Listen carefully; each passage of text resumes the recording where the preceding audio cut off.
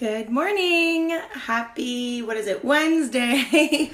So this week has been super crazy, really exciting because we have a lot of changes coming up and a lot of new things coming out that I'm super excited to share with everyone.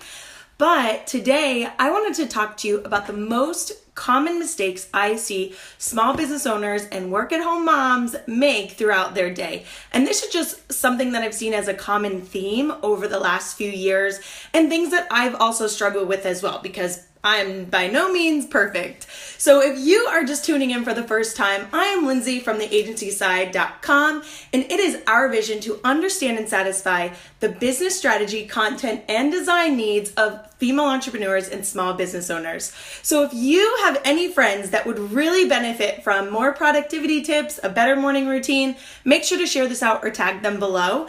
Good morning, everyone. Thanks for hopping on. So I'm just going to dive right into the tips.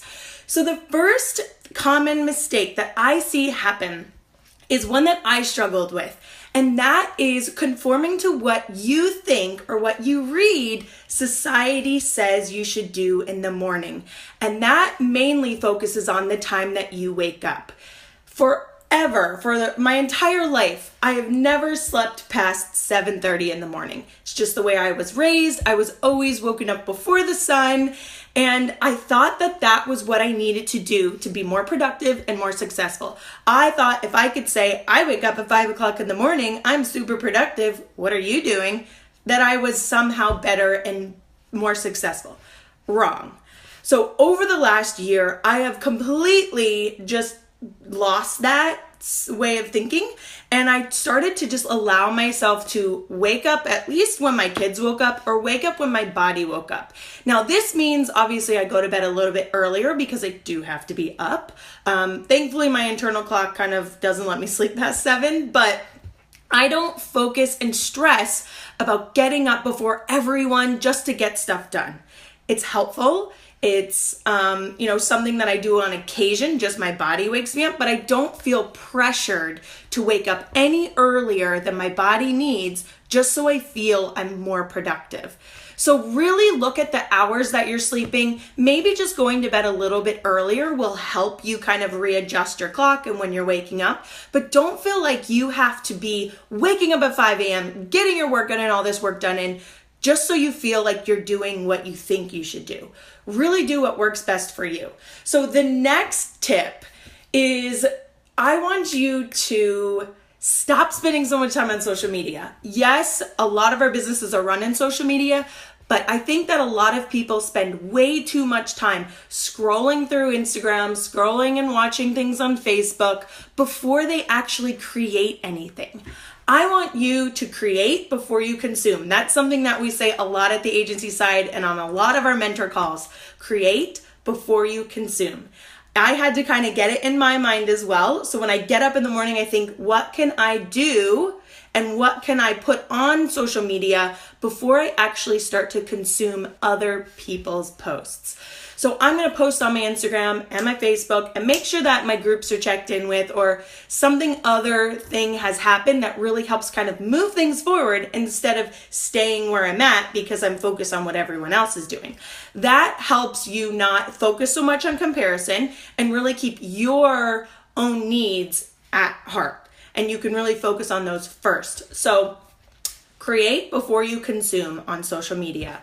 The next thing will be control. A lot of small business owners, they have a hard time giving up control in their business. They have spent so much time working within their business, kind of doing everything behind the scenes, that they forget that there's so many talented professionals that can handle the tasks that don't work for them. If you are an amazing personal trainer, I want you to be working with your clients, being that fantastic trainer that you are.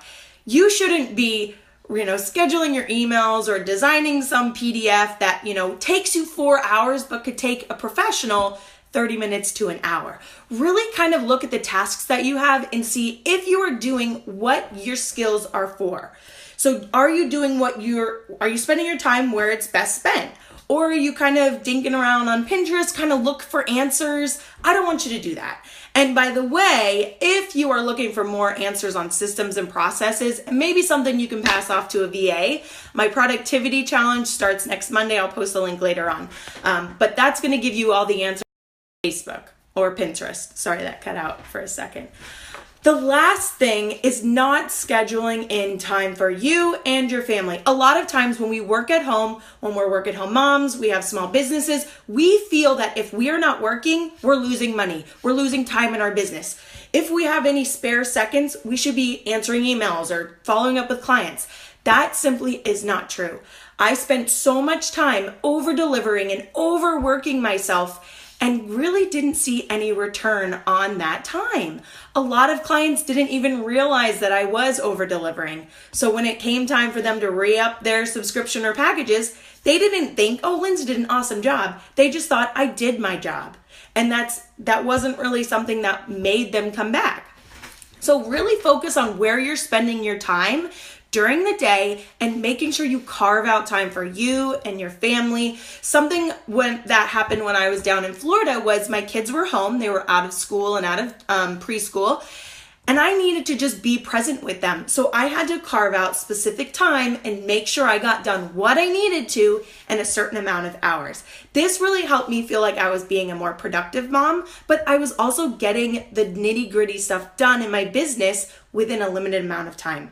Another thing, make sure you're scheduling in time for yourself personally, self-care, workouts, even if it's just a trip to the grocery store by yourself. I sit in that car for 5 minutes before I go in just to calm down. And before I go in the house, maybe I'll get a cup of tea, get a cup of coffee, sit in my car and just zone out for a second before I go back to mom life, right? So I want to make sure that you aren't doing these things throughout your day, because as a whole, these mistakes can truly affect your productivity, the way that you function within your family system, and really help with the way you're moving your business forward. It can really impact all of these things.